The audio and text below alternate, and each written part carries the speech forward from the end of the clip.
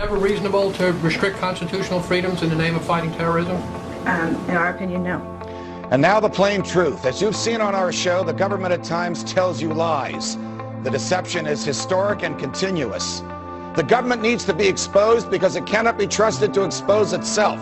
We live in exciting and fearful times. Most of you today are not afraid of big crime or big business or big labor. Rather, most of us are most afraid of big government.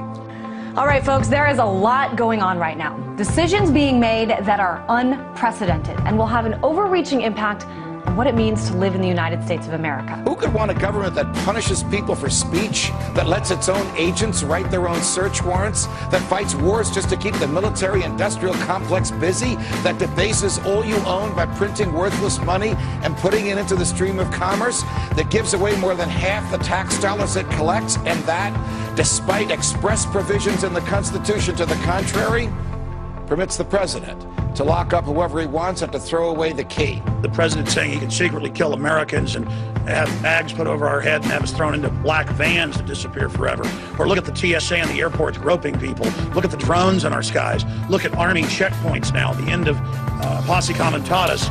We see the president signing legislation to charge people with felonies if they protest at national security events. You know, people ask, is this martial law? Yes, we've been under a soft form of martial law with secret arrest, warrantless spying, protesters getting beaten up, all of these type of things going on for a long, long time. Now they're telling us torture is good, secret arrest of citizens is good, the government taking over infrastructure is good. They don't deny all this stuff that we warn people about forever being real now. Ron Wyden and Mark Udall of Colorado, two Democratic senators, came out today and said, hey, you know what? We know things you don't because we're on an intelligence committee, and Americans would be, quote, stunned to find out how the American government is applying the Patriot Act. Documents just released indicate police departments across the country do track cell phones without bothering to get any permission from a court. After reviewing 5,500 pages of records, the ACLU says police agencies, large and small, often obtain cell phone data without court permission. If the government wants it, it needs a search warrant. If it gets it without a search warrant, it has committed a crime. A crime. Obtaining a warrant can slow down that process. Oh, and it's going to slow the process down if we have to ask for have to ask a judge, can we search authorized dollar cell phone records to find a missing person? Call me. A cell phone warrant, it usually took me about 15 minutes. Once you've written one, you've written all of them. You know, warrants are in our Constitution. You need to get a warrant before you search or seize anything. But apparently the Constitution no longer applies. The ACLU saying in the report this has become big business for service providers. The practice is so common that cell phone companies have manuals for police. If my cell phone company is going to give up my information, I think they need to send me a note in the mail, say we gave your information to a third party, because they always tell you we're not going to give your information to a third party. But they also found training manuals, like one from the Iowa City Police Department that says, in quotes, do not mention to the public or the media the use of cell phone technology or equipment used to locate the target subject. The manual also advises not to put this stuff into the police reports. So, doesn't that make you feel safe? Law enforcement is doing something that they know would probably cause public outrage and which they know raises legal questions. So their solution is not to stop doing it. No, of course not. Their solution is just to hide it from you. Unless they suspect me of a crime, the police do not need to follow me. That's why they need probable cause. And people say, what do you have to hide? I don't have anything to hide, but the police don't need to follow me if they have no reason to think that I'm in Al-Qaeda. And by the way, I'm not in Al-Qaeda. You know, it's just another sign of our ever-expanding surveillance state. One that's being sold to the people as a buffer against terrorism.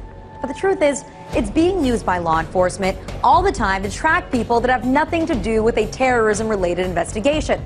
It started with the FBI, and the government said, oh, we have to let the FBI do it because they're tracking terrorists. Now it's no longer terrorists, it's every case, any conceivable case, and it's no longer terrorists, and it's no longer just the FBI, it's all the local police as well. So there you have it. That's how we destroy our Constitution right in front of our eyes. The ACLU's most recent info sheet says that 1.7 billion, with a B, emails, phone calls, and text messages are being intercepted and stored by the U.S. government. Now, the CIA, or the Central Intelligence Agency, prides itself on being the best spying machine in the world.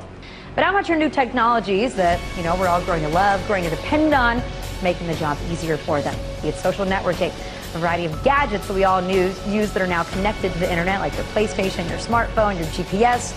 Soon enough, even more devices inside your home. And then they had the Secretary of Defense, they had the CIA director in there, Petraeus, saying, oh, we're working with industry to have bugs and tracker systems built into all appliances. Your dishwasher is going to be listening to you. Watch what you say. We don't need warrants anymore. It's a really scary world of scary possibilities out there, and Congress is ready to counter it with over 50 cybersecurity bills introduced just in this congressional session.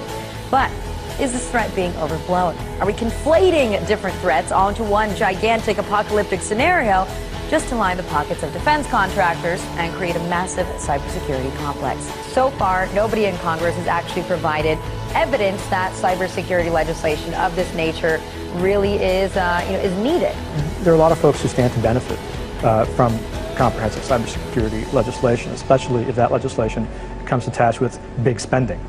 Well, if you thought that SOPA and PIPA were bad, just wait until you hear about cybersecurity legislation working its way through Congress. It's called CISPA, or the Cyber Intelligence Sharing and Protect Act, also known as HR 3523. Here, Microsoft, Facebook, Tech America, they're on board. How come? Well, it tells the internet companies, look, our bad. We didn't mean to go after you guys, okay? You're giant corporations as well. We're totally happy with you guys. What we want to do is go after anyone that dares to cross the government, and we know you guys would never make that mistake. Now you might think, come on, are they really going to do that? Hell yes, they're going to do that. Let me give you a perfect example, WikiLeaks. If they have a law like this, they can just simply come in and tell the ISP provider, look at this law that we have, it's over, shut down WikiLeaks. But also, did you notice they snuck in private entity?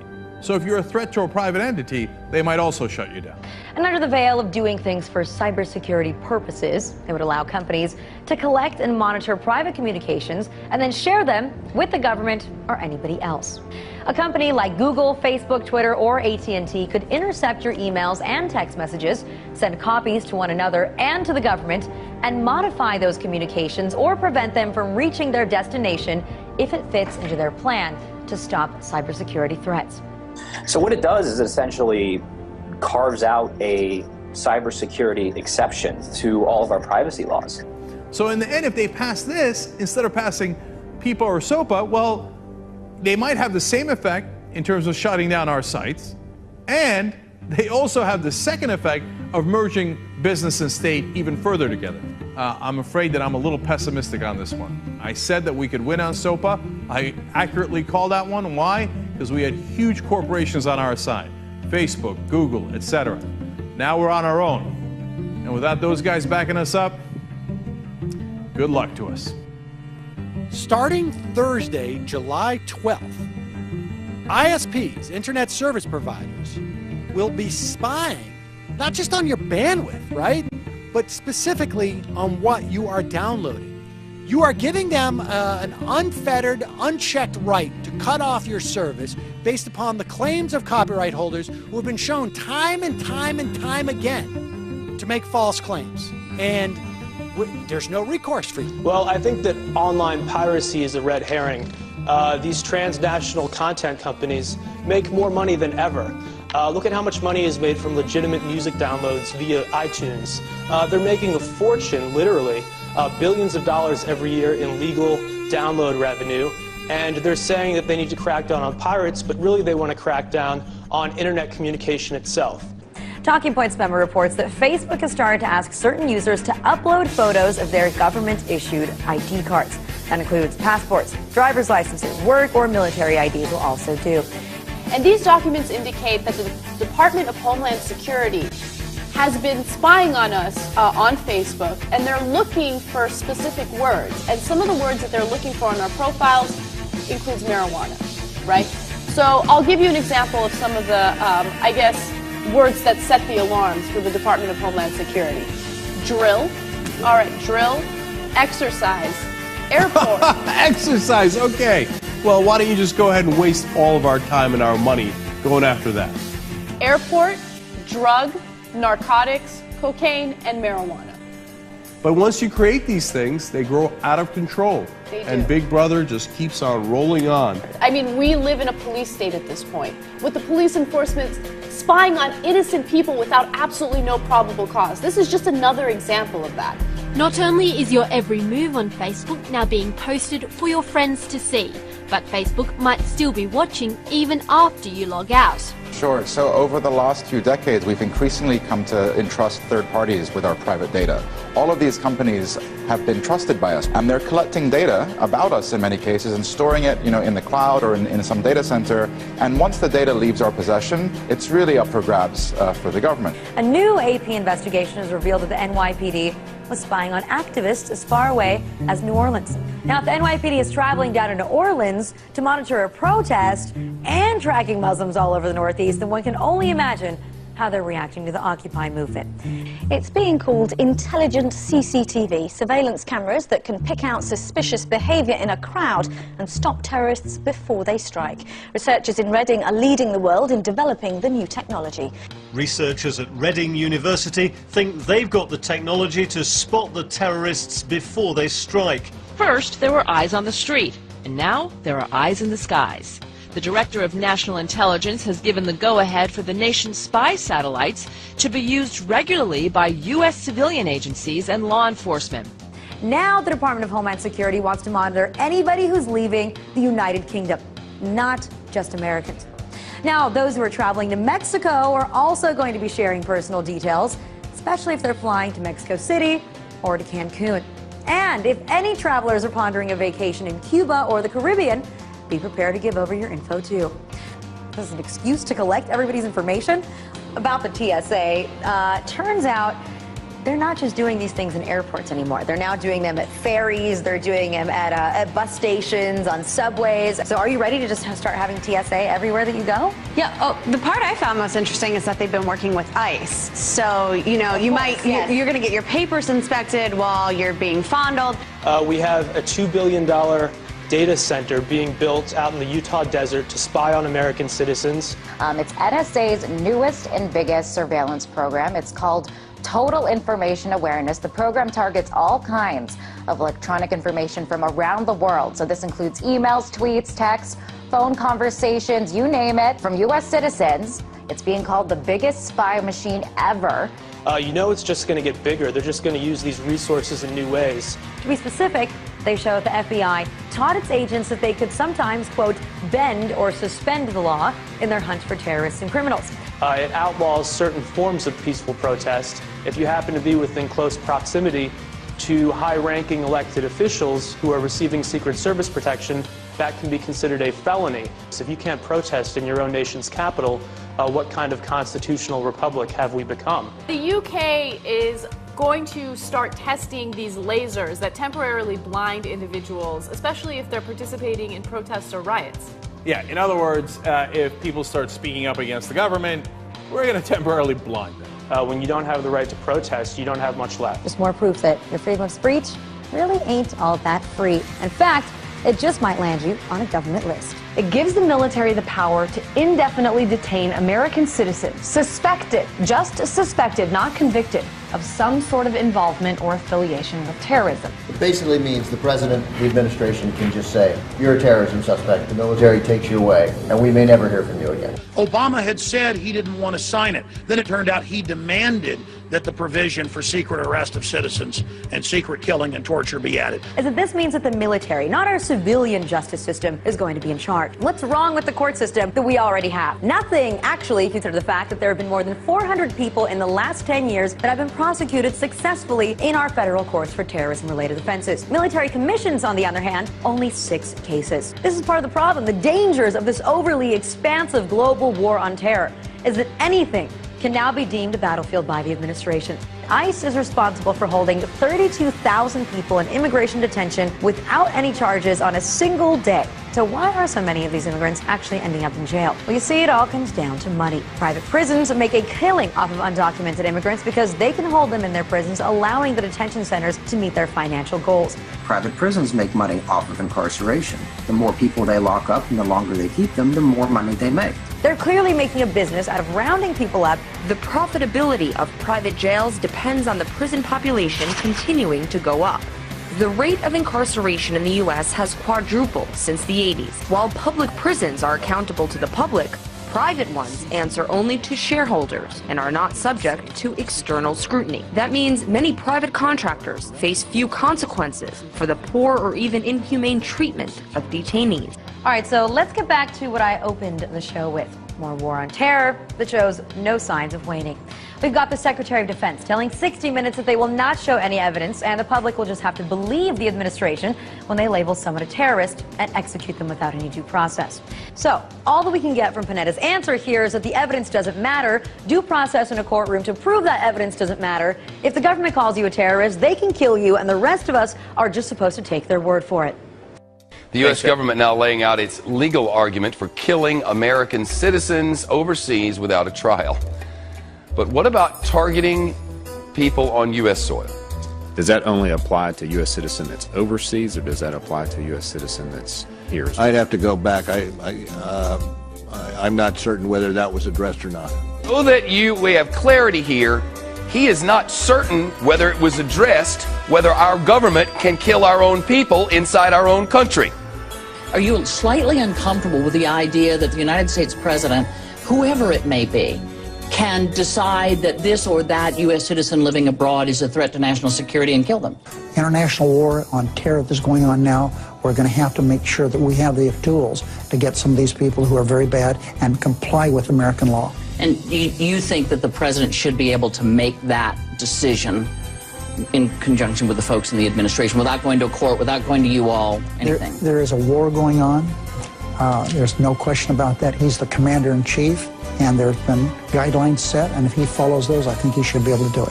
Just so I understand correctly, are you really saying that in certain situations, the president can decide whether it's in the best interests of the nation and then do something illegal? I'm saying that when the president does it, that means it's not illegal.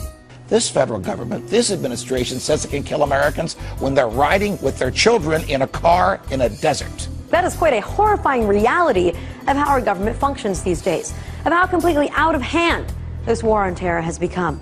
So we can kill you anywhere, and we don't have to ask a damn soul about it. So Eric Holder said, okay, you know what? We've been getting a lot of flack for that. I'm going to go to Northwestern. I'm going to clear this thing up. And he did. He gave a speech where he explained that there are no rules. Some have argued that the president is required to get permission from a federal court before taking action against a United States citizen. This is simply not accurate. Due process and judicial process are not one and the same, particularly when it comes to national security. The Constitution guarantees due process. It does not guarantee judicial process.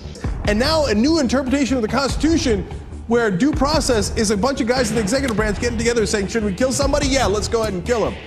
But the thing that makes it critical here is that the U.S. government unilaterally, without any proof, without any due process at all, is actually pointing the finger and saying, you, my friend, are a terrorist. So the question then becomes, if they get to decide, what makes you question whether or not they can't decide that it's you, or it's me, or it's my neighbor, or my father, or my son? The Constitution says to the contrary. The Constitution says if the government wants your life, or your liberty, or your property, it has to articulate to a jury what law you have violated and prove its case beyond a reasonable doubt to that jury. It's called due process. Without due process, the government could take anything it wanted and kill anybody it wanted. Well, the U.S. Department of Homeland Security, along with the U.S. Immigrations and Customs Enforcement Office, have placed a large and rather interesting order. They've ordered 450 million rounds of ammunition to be made and delivered to them over the next 5 years. All right, so this is interesting because this is not the Pentagon making the order for the military. It's DHS and ICE. And to give you a little perspective here, there are only about 311 million people living in the entire country.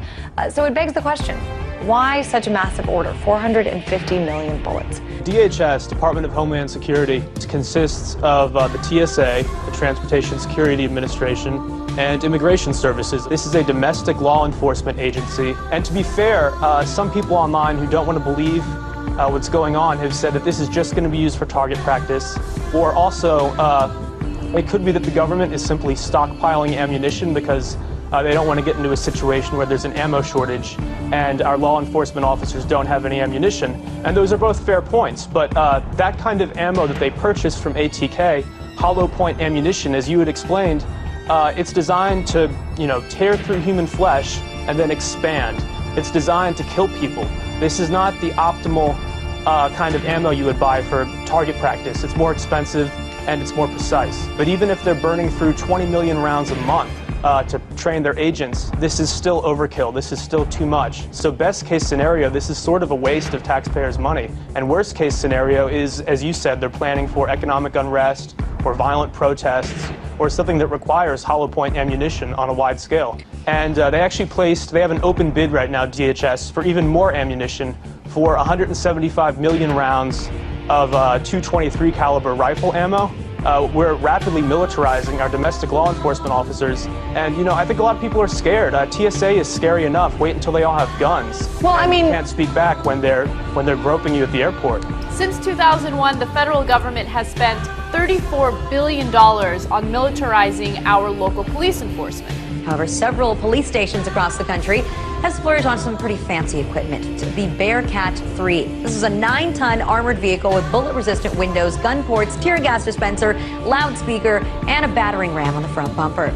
Several departments, including the NYPD, are also using mobile watchtowers, giving cops an eye in the sky. Well, they took it one step further and used a DHS grant to get their own weaponized drone. That's right, this $300,000 Shadowhawk drone made by Vanguard Defense Industries weighs 50 pounds and can be equipped with a beanbag launcher and a taser, giving officers the ability to stalk a target from the sky. Does the name Shadowhawk sound familiar? That's because they're the same brand that's used by the military in Afghanistan for counterterrorism operations. So why do cops need a tank or a drone? Well, they don't. But if they can get one, then they figure why not. Call me crazy, but these devices need to be left to the military for war situations, not to use against Americans for domestic purposes. And of course, if you throw the words national security or terrorism in there, everyone acts like it's no big deal. Even though these police departments don't need this equipment, they will still use it, and they'll use it for stupid things. Like, for instance, they'll go to they'll raid a party, for instance, right? With a tank. No, but this is happening throughout the country, right? Like, this is a police state. Our police enforcement is militarized, so they'll overreact to stupid situations. And to give all of these agents so much firepower, it really does make you wonder if they know something that the American people do not know about. They're talking about inserting the Army into domestic law enforcement. Senator Lindsey Graham, who supports this bill, says, quote, "The homeland is part of the battlefield, and people can be held without trial, whether an American citizen or not." The government may be preparing for some sort of martial law. We shine the spotlight on an executive order that the White House was hoping that you would never learn about. Now, the president signed the National Defense Resources Preparedness Executive Order. It gives the president the power to control U.S. resources in times of war and peace. Now, this includes, but is not limited to, food and livestock, water, plants, energy, health resources, transportation, and construction materials, and gives the government the ability to, quote, control the general distribution of any material, including applicable services, in the civilian market. This would give the president of the United States the authority to declare, basically, martial law during times of peace. So it's starting to sound more and more like we're getting closer to martial law by the day. Now, while you say that most Americans say that they don't care, they have nothing to hide, I think those Americans would care, might feel differently if it turns out that what the police were doing is illegal. They're law enforcement, and yet many departments aren't even bothering to get warrants because they can get the technology on their own. And, going through the court system, getting a warrant, all that stuff is just so tedious. If you're not breaking the law, if you're not doing anything wrong, then you shouldn't worry what the government is doing. Well, I think the average person out there thinks that this is only being used to pursue radical Islam and these terrorist groups, but they don't need a law like this to go after 150 or 200 people. This is being used on tens of thousands, maybe even hundreds of thousands of Americans, where they just go on these fishing expeditions looking for stuff. And, you know, your viewers out there can say, if I'm not doing anything wrong, I don't have anything to worry about. But we've always been told from a young age in school onward that if you're not doing anything wrong, the government in America does not look through your emails. The government does not look through what you're doing. If it's the bad guys, it's those foreign terrorists, then it's okay. It's not like my government would ever do it to me. But guess what?